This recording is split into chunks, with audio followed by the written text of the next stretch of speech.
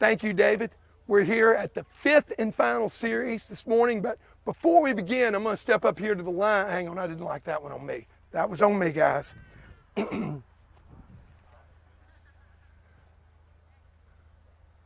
Thank you, David. We're here at the fifth and final series of the Super Retriever. He knows that. Everybody knows that. He'd say that.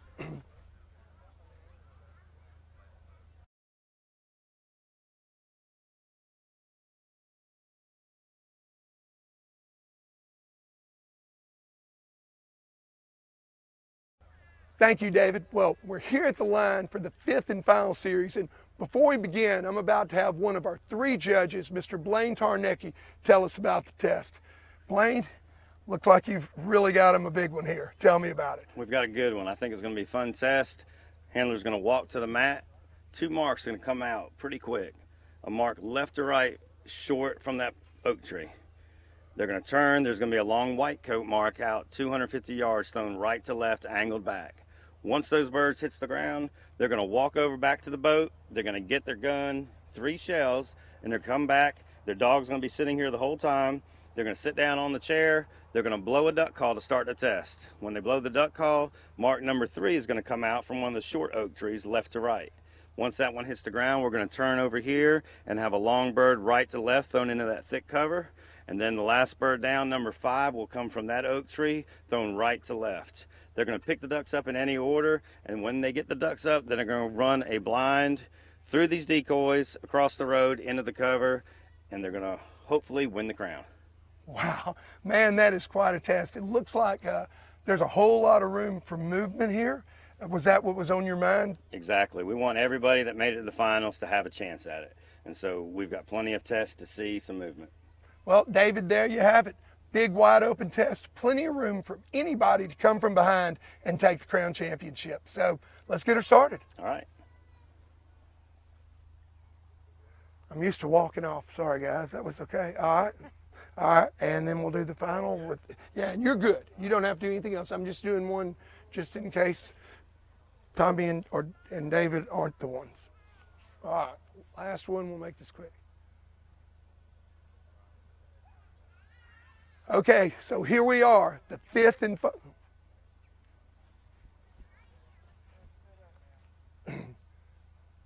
Just wave when you're ready, Joe. All right. So here we are at the fifth and final series, but before we begin, I'm about to step to the line and talk to one of our 3 judges, Mr. Blaine Tarnecki, who's going to tell us about the test. All right. Yeah, I saw you hit the pole. That's okay. I thought you did it on purpose. As good as you are, Joe. Are we ready? So here we are, the fifth and final series of the Super Retriever Series Crown Championship. And before we begin, I'm about to step to the line and get one of our 3 judges, Mr. Blaine Tarnecki, to tell us about the test. All right. All right, that's it. All right, guys, all you guys out there watching on live stream, we hope you all enjoyed that. We're about to throw you to commercial for just a few minutes, and we'll be right back to start this fifth and final series of the Super Retriever Series Crown Championship presented by Eukanuba.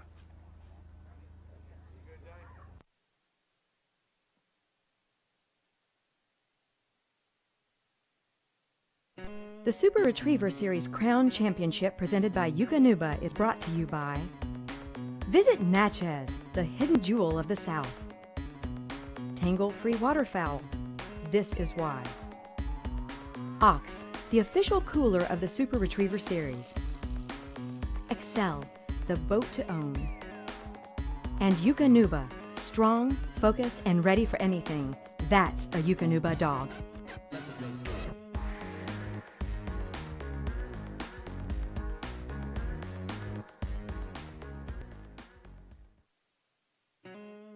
The Super Retriever Series wishes to thank all of our gifting sponsors: Eukanuba, Ox Coolers, Tangle-Free Waterfowl, RNT Duck Calls, Sport Dog Brand, Retrieve R Trainer, Yeti, Duck Blind Coffee Company, Back Down South Clothing Company, and Gunner Kennels.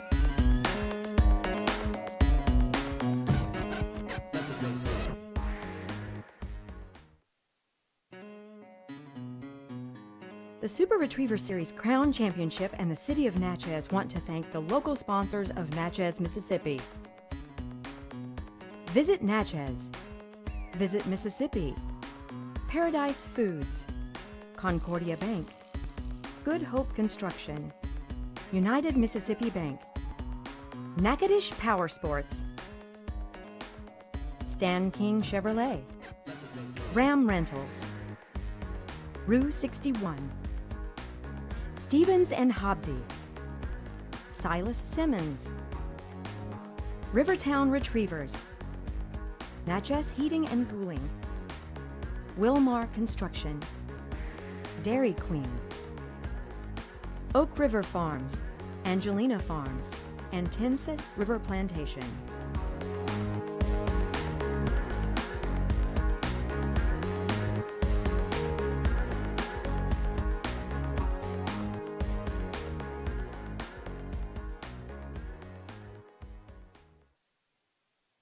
Look, it's plain and simple. If you want the best, you got to use the best. Flight Series. What we have here is our OptiFade timber bag with your decoys from Tangle Free. Got your backpack straps for easy toting in and out. People ask me all the time, why Tangle Free? This is why. When you don't blow a duck call and you got to fit in with the team, somebody's got to do it. What's my job? I run the jerkery 60 days a year. Billy Campbell with Dr. Duck. Thankful for Tangle Free products and done for us. Good stuff. Tangle, okay? Inside every dog is something extraordinary, waiting to be unleashed. For the people who recognize their potential, who coach raw ability into dogs who inspire awe. For people whose greatest achievement is the bond they've built and the stories they share. We're with you, fueling the extraordinary things your dog can do.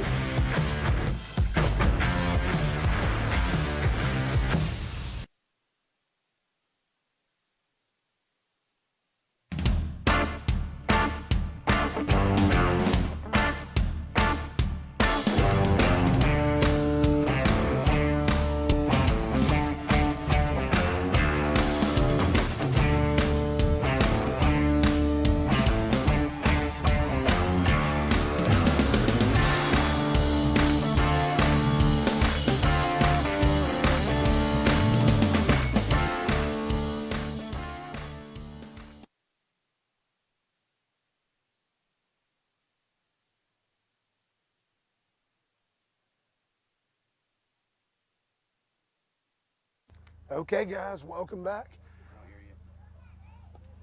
No, you shouldn't be able to hear me.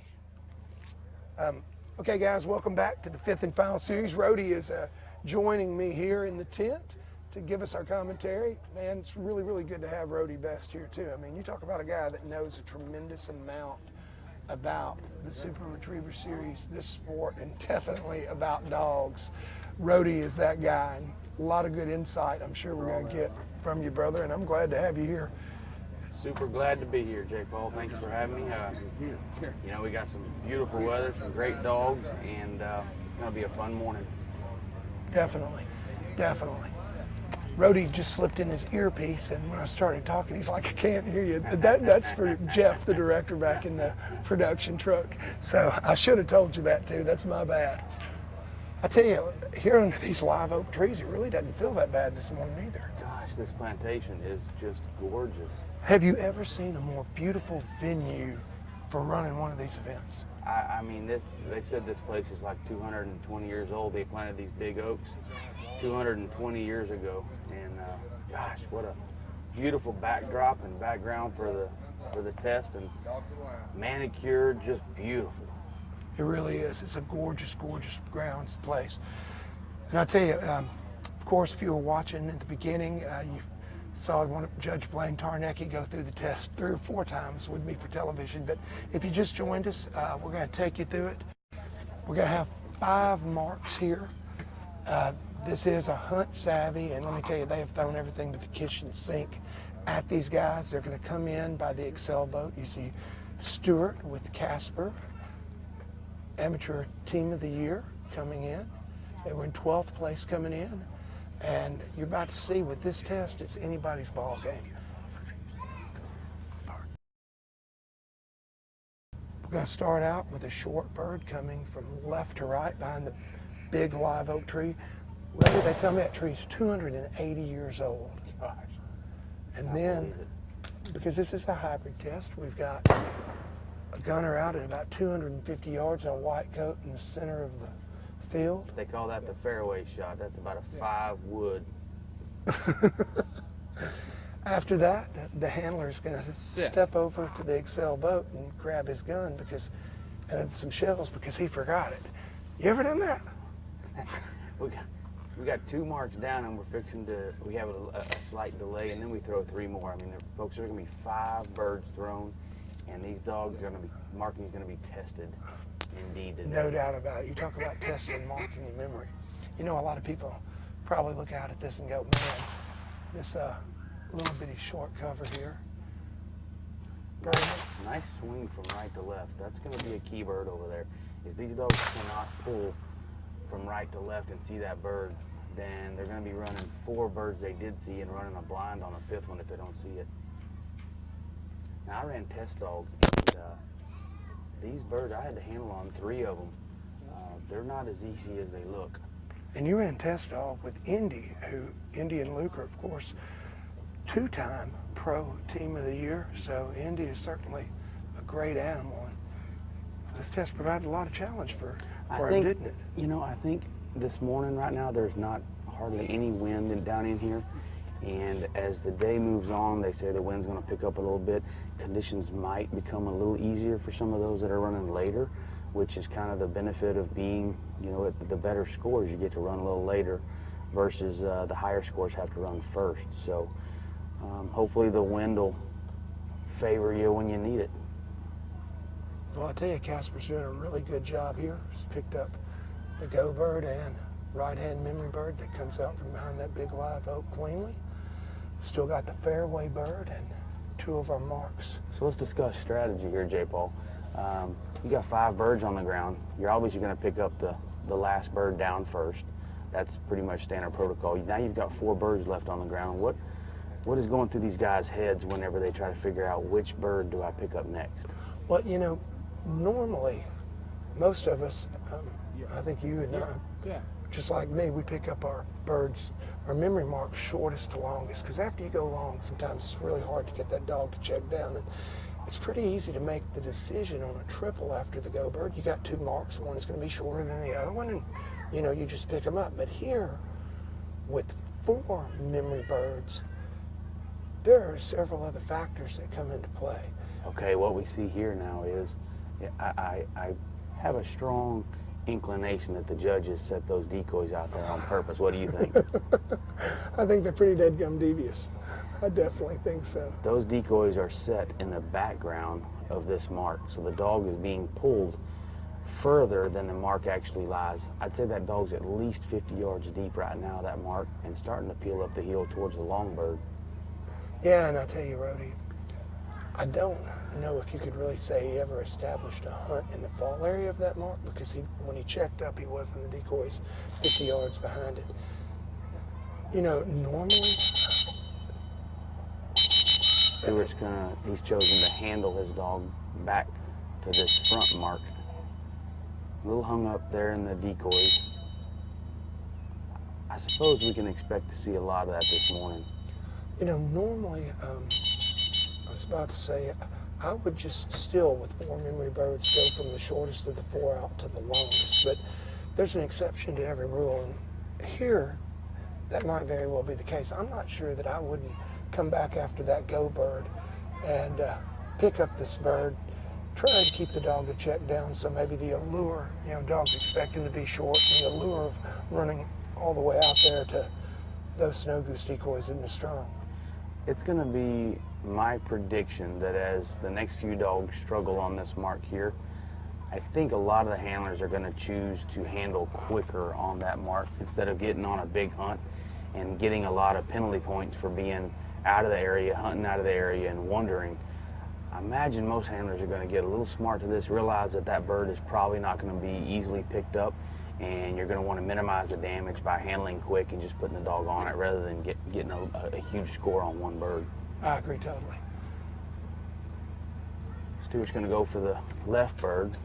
This bird is thrown back into the cover. We're running about 110 yards or so on an open surface, and then the dog has to actually punch into the cover line and dig that bird up. As a matter of fact, from where we're sitting, I didn't even see where that bird landed, so glad I'm not handling the dog. I couldn't be a lot of help. You know, a lot of, you and I, we pick up shortest to longest. There are guys that like to go from the outside and work in, so we may see some guys pick up the 2 outside birds after the go bird today as well. Well, I ran Indy on test dog, like I said, and he did that exact same thing that this dog's doing now. And I'm looking at the terrain. I'm looking at, maybe some wind is pushing them to the right. Maybe the terrain is falling downhill a little bit to the right. But I'm really surprised these dogs are not staying more left on this mark.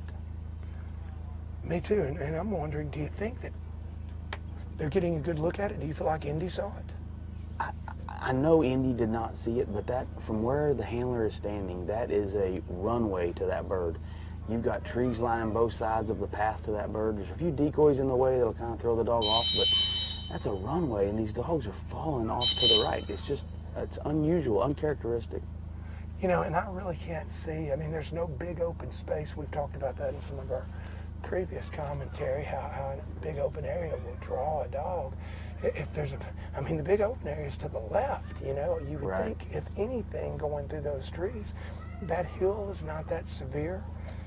I'm wondering if maybe there's something out there that we can't see, maybe even something the judges put out there. Well, as the handlers watch Stewart run and the next few dogs, those that run later, they're going to use this information and put it in their storage banks and be able to make decisions, based on the performance of the dogs in front of them. Okay, that mark is a little more difficult. I'm going to line my dog up a little more left. Unfortunately, Stewart doesn't have that advantage running first today. Exactly. And you are rewarded for excellence here. The better you are, the later you get to run, and of course the reward is getting to see other dogs run where you get a good idea of. Stewart's asked for a bottle of water. He's still got one mark to retrieve, and it's the long one at 240, 280, something like that? Yep.